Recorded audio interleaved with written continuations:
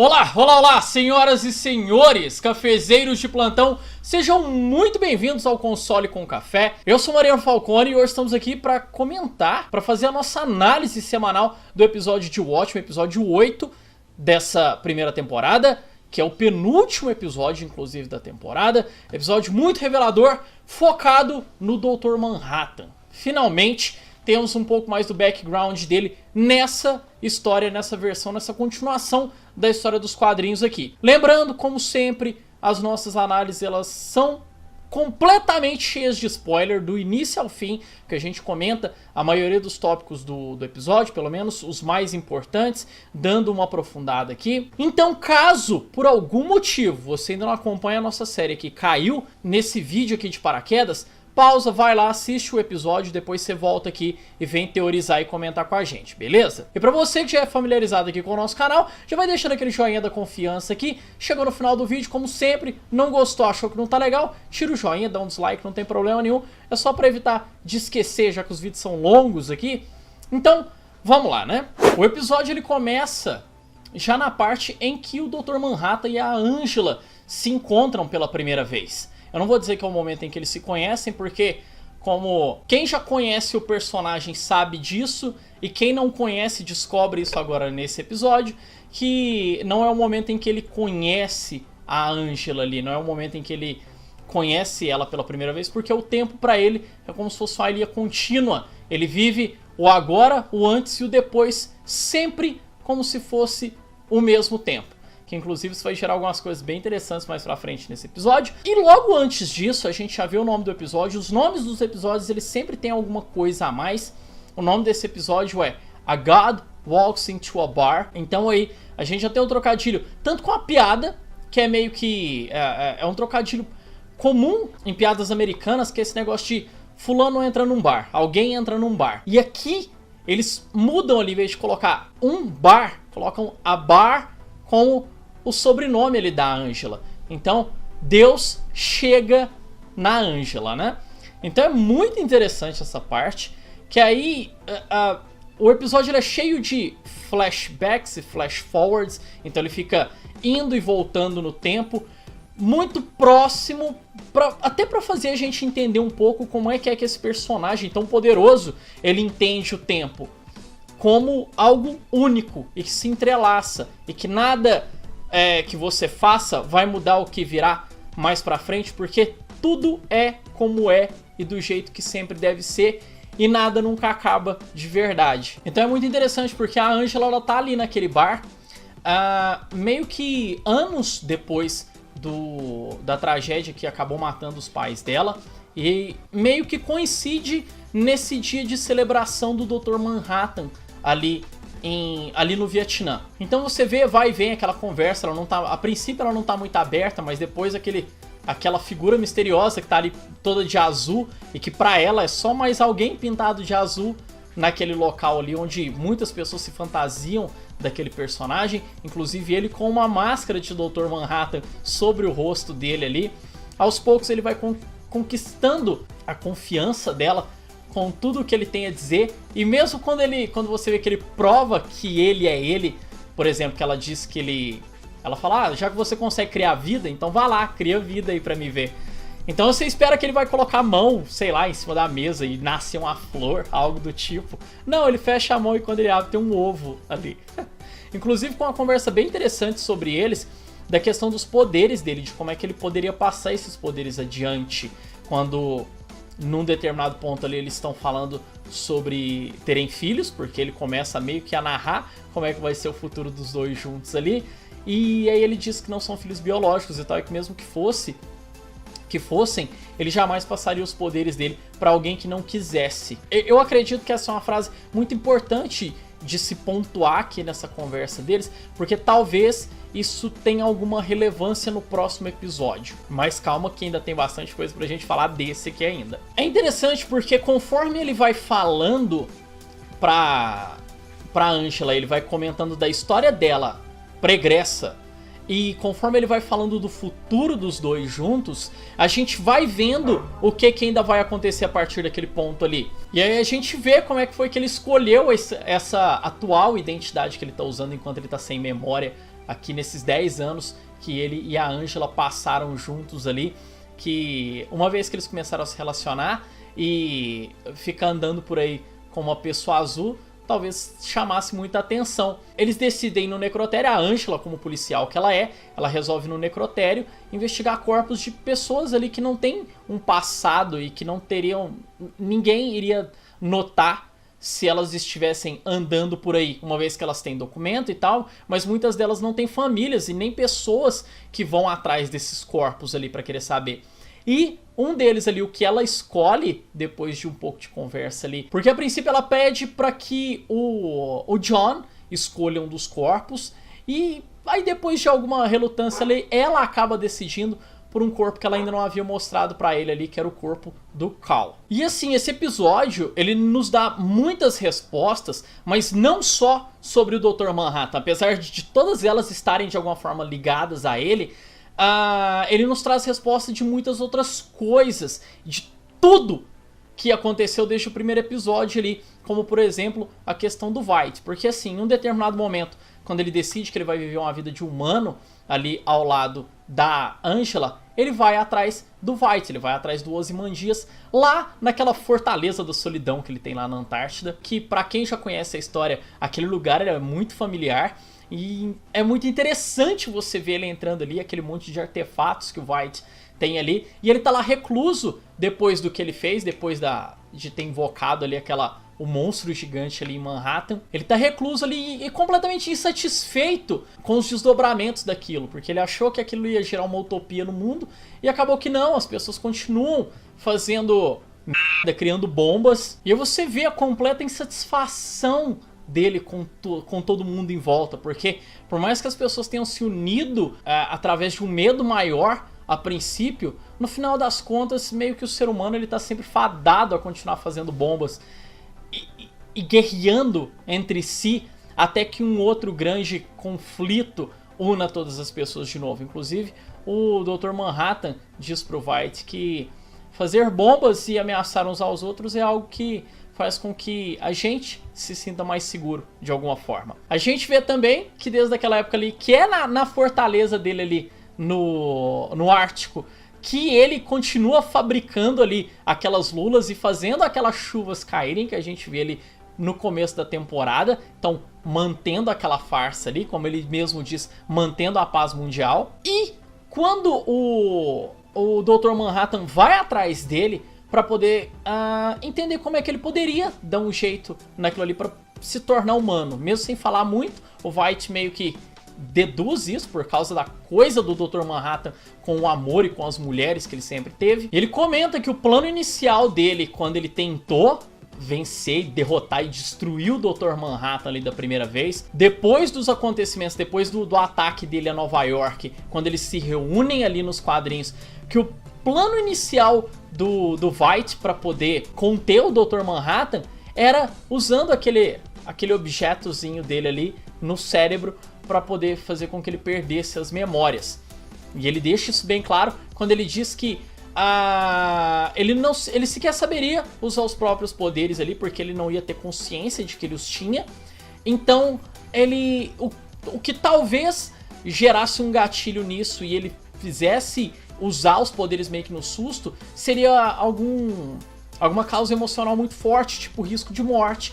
E aí a gente lembra que quando a Angela foi atacada pelo pessoal lá da 7ª Cavalaria, em que ela consegue vencer um deles e tem um outro pra trás, que a gente até pensou que fosse o Judd, eu até comentei isso naquele outro episódio, a gente descobre que quem deu fim no cara foi o próprio Carl, que ele sumiu com o cara dali, sem saber exatamente o porquê. Porque a Angela, como ela estava correndo perigo de vida, ele naquele estresse emocional muito alto, ele acabou conseguindo utilizar os poderes dele ali. Num microsegundo ali, ele conseguiu dar fim no cara com os poderes dele, mesmo sem perceber. A gente vê o ciclo da frase do Dr. Manhattan, de que nada nunca acaba de verdade, se fechando ali no término do episódio, porque quando o episódio termina, ele não acaba. Ele tem uma cena pós-créditos ali, com o Veidt recebendo tomate na cara ali, como a punição dele por ter tentado fugir ali do cativeiro dele. E aí no finalzinho a gente vê ele com o bolo e a ferradura. A gente finalmente vê pra que serve aquela ferradura que a Miss Crookshanks entregou pra ele lá no segundo episódio, terceiro episódio, quando ela vai entregar o bolo, ela dá a ferradura pra que ele corte o bolo. E nós também obtemos respostas nesse episódio sobre o que é aquele cativeiro do Veidt, por que ele é como é, e o que é aquele lugar, por que ele tá em Europa. Que a gente descobre que o Dr. Manhattan ele nunca esteve em Marte de verdade, ele ficou ali durante um tempinho, ele deixa meio que uma cópia dele ali fazendo movimentos repetitivos pré-programados ali para que todo mundo que veja ali, para que os satélites que estejam monitorando ele ali vejam alguém fazendo algo ali em Marte, mas que ele mesmo foi para a Europa gerar vida em 90 segundos. Ele pega, como num piscar de olhos, ele cria todo um ecossistema, ele cria vida a partir daqueles lagos ali, e a gente vê que aquilo ali é a herança dele.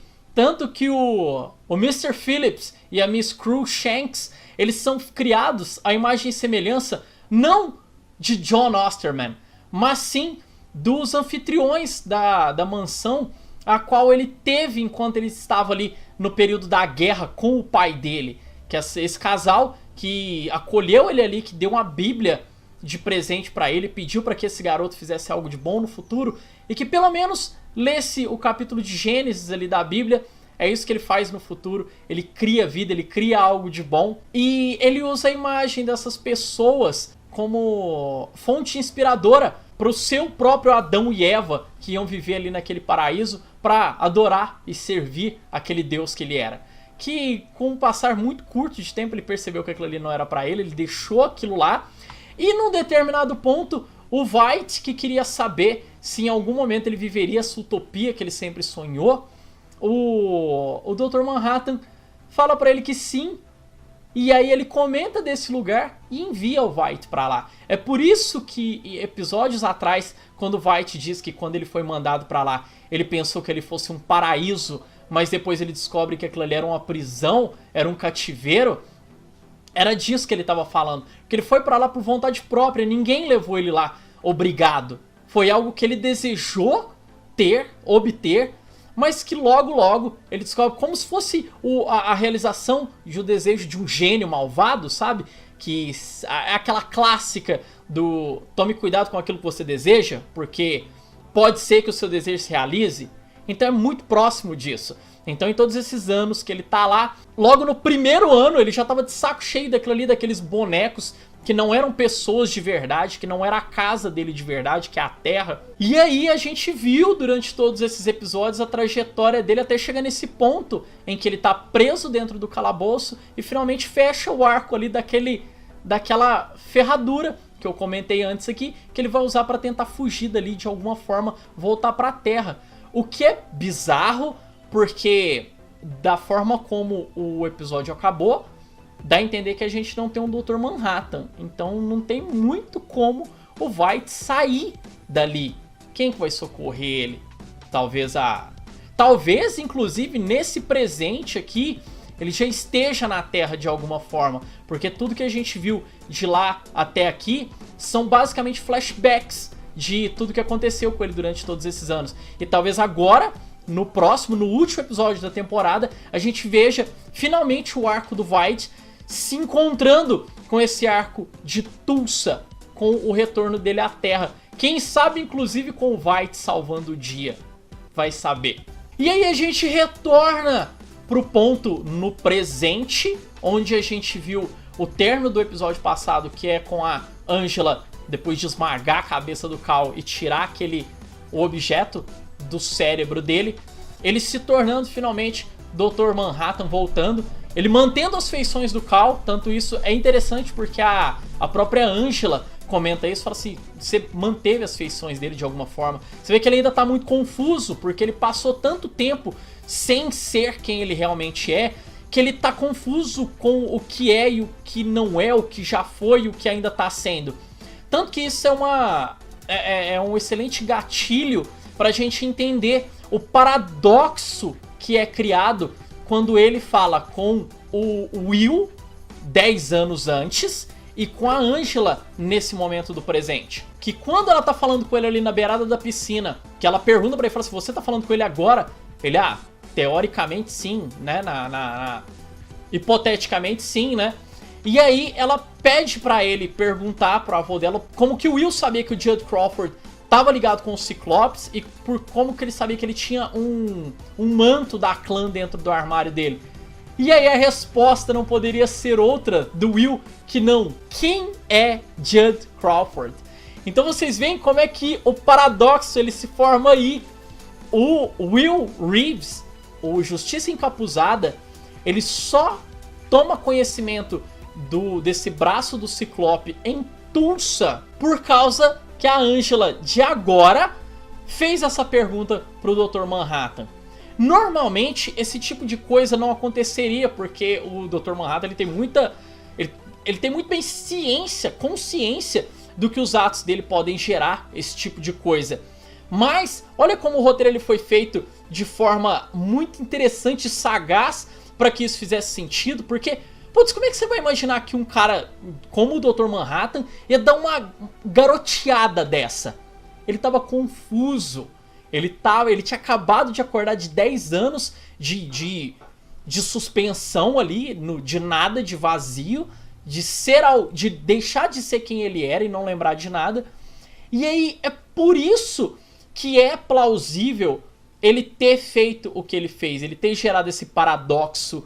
E por causa dele, o Will vai pra Tulsa e gera tudo isso que começou ali no primeiro episódio de Watchmen.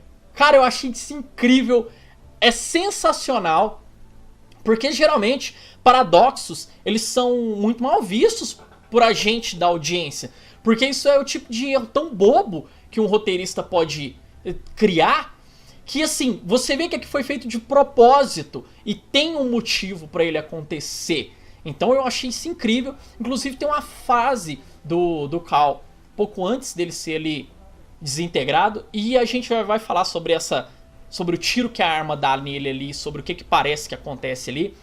Mas você vê que ele tá andando em cima da piscina, ainda fazendo uma referência a ele comentando pra Angela lá atrás que ele conseguia andar sobre a água. E aí ela fala, por que você tá andando sobre a piscina? Ele vira pra ela e fala assim, porque você precisa me ver aqui. Isso vai ser importante mais tarde. E a gente ainda não sabe o que é. Talvez algo pro próximo episódio aí, que tem alguma correlação com isso. Aí a gente vê o pessoal da 7ª Cavalaria chegando ali, eles já estão ali esperando pra poder atacarem o Dr. Manhattan. A Angela vai em cima deles armados, dá cabo de alguns, o Dr. Manhattan aparece, dá cabo de outros. Quando ela acha que os dois ali conseguiram evitar a tragédia, ele diz que não, que ele estava certo. E aí ele recebe aquele tiro daquele canhão ali nas costas dele. E é importante vocês prestarem atenção que aquele canhão, ele não simplesmente desintegra o Dr. Manhattan, mas parece que ele suga o Dr. Manhattan. Então eu acho que aquilo ali, muito mais do que simplesmente desmolecularizar ele todo, como aconteceu com ele durante o experimento original, as partículas ele não estão soltas por aí, eles meio que capturaram ele. Então eu acredito que esse episódio não foi a última vez que a gente viu o Dr. Manhattan no presente. Porque muito provavelmente a gente vai ver ainda mais flashbacks e tal.